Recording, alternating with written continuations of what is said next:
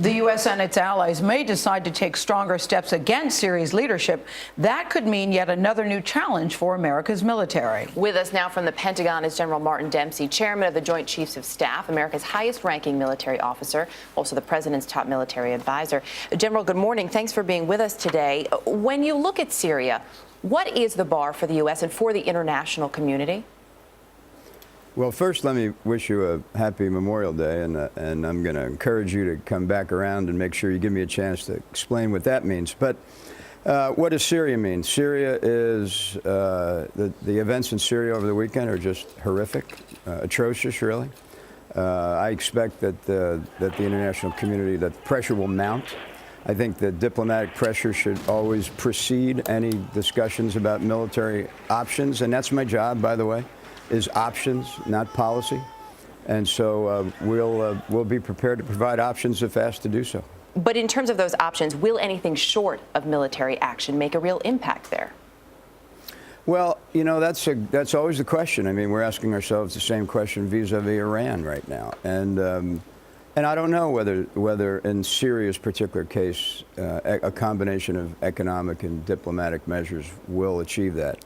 But I certainly encourage our leaders, the international leaders, to take that course and to try to come together in a way that would cause Assad to make the right decision. I want to get your reaction now to some news we heard in Afghanistan over the weekend, that a NATO strike there killed 8 civilians. What can you tell us about that? Well, I can tell you that that investigation is ongoing, and that I was in touch with our military leaders in Afghanistan on this issue over the weekend. To this point, we have not been able to determine. There's more evidence to suggest that it did not occur at this point, but the investigation's not done yet.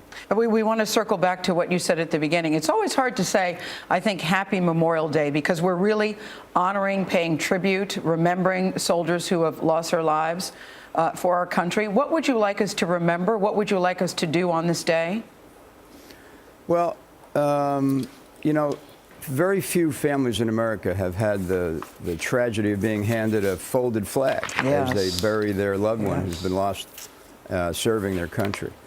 And so I just want to make sure we focus on what the day means. And what it means to me is that, you know, some of us live this every day with our soldiers, sailors, airmen, Marines, Coast Guardsmen, and their families. But everybody in America should live it on this day. Everybody should remember just what we're celebrating, what we're memorializing, and because those sacrifices have made us who and what we are.